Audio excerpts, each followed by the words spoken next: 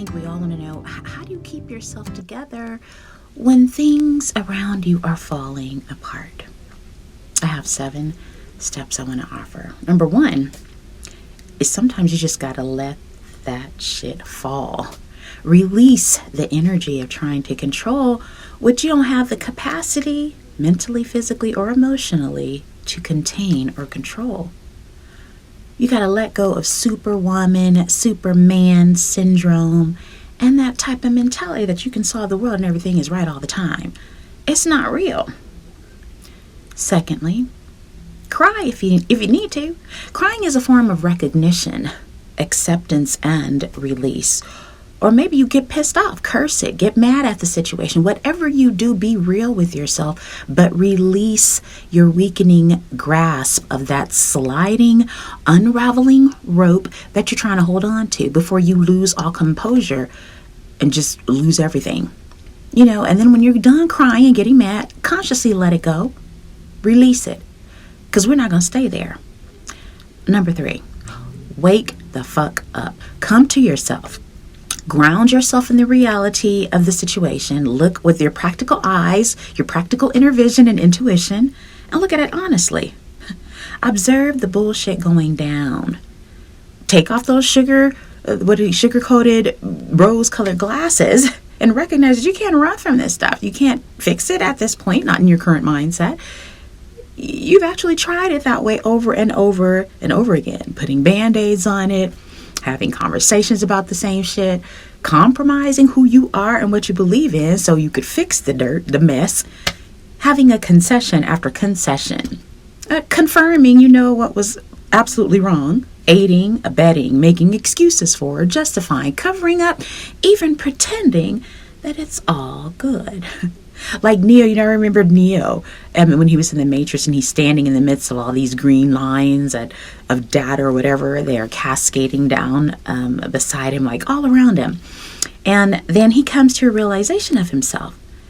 Like in that moment, in the present, the camera focuses in on him and he's in the midst of all this cascading, falling down. But, he comes to a realization that this is his reality, but he is the constant. He is in the midst of the cascade, but he's not of all that confusion.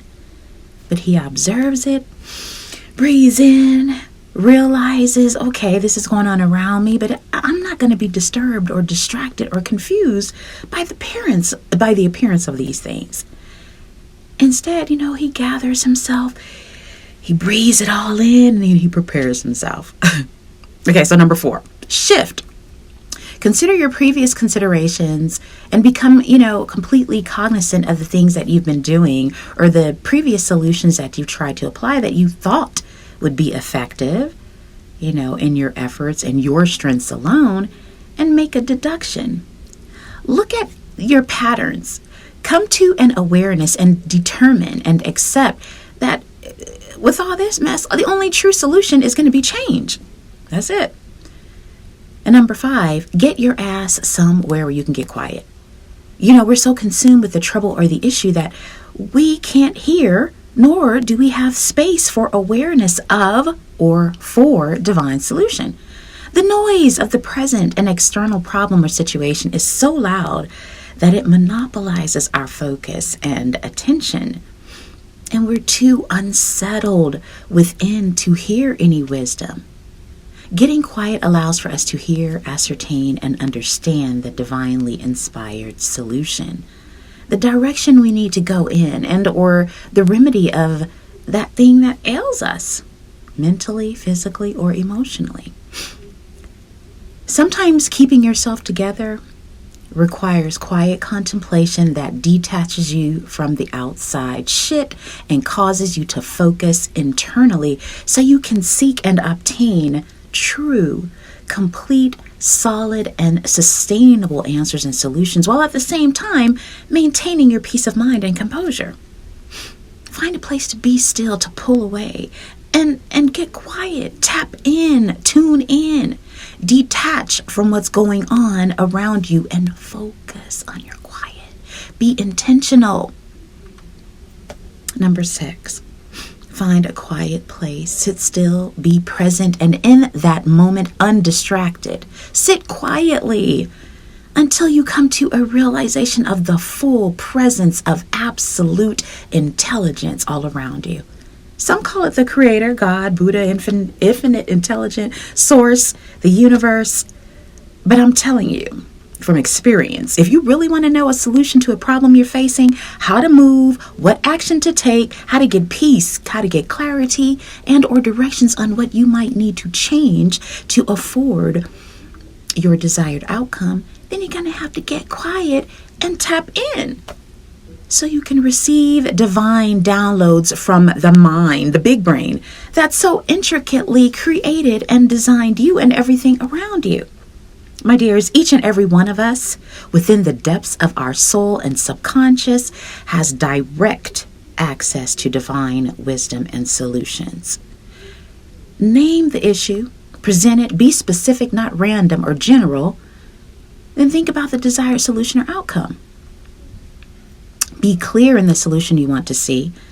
Ask for it, believe, and expect it to be done. Done already. Even if you can't see it, you're moving in faith. That's what it's going to take for you to get the solutions and the answers that you need. Solutions that are sustainable, that you can apply over and over, because we're constantly going to be faced with issues, but you can't run. You got to push through.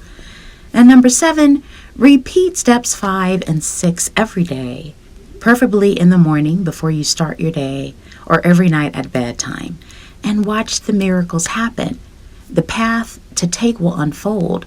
The action steps to complete your goal, they'll become evident and clear.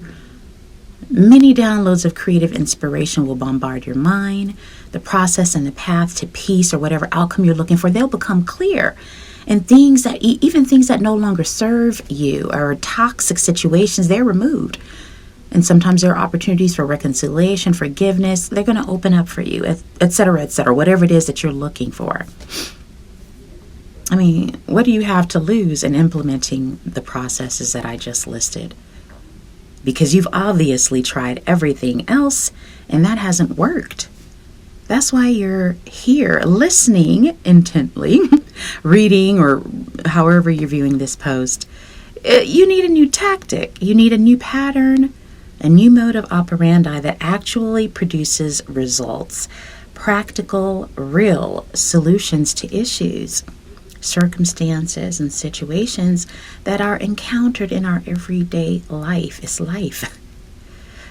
Anyway, my dears, there's more I have to share with you that will be helpful for you if you struggle with life and are hungry for a process that can get you out of a cyclical mental and emotional rut that you repeat year after year after year with no real progress, no alignment, no awareness of your true purpose. Get unstuck. Start out fresh. Start out learning how to align, how to face challenges, how to live life above circumstances. That's the book that I wrote. Living life above circumstances, because we're all going to go through shit. Shit is coming, especially if you ask for something, if you're asking for growth, if you're asking for expansion. You got to check out my last week's podcast at Get Elevated Life with A.K. Gray. But whenever we ask for growth or expansion or something that is outside of our comfort zone or outside of the space we're in right now, you're going to be faced with challenges. That's how the universe works. That's how, I could just go into this so much more. But I'm going to have to save it for another time. But I really encourage you all to get my course so you can learn some new processes to tackle life's challenges and rise and live a fulfilling, content, happy life over and over process. Because this life is a journey. We grow. And the way we grow is we go from faith to faith. You're at this level of belief. You ask for something else. That thing becomes a realization. Then you go to the next level of faith. But it doesn't come without its challenges. But you can overcome. Thank you for being here.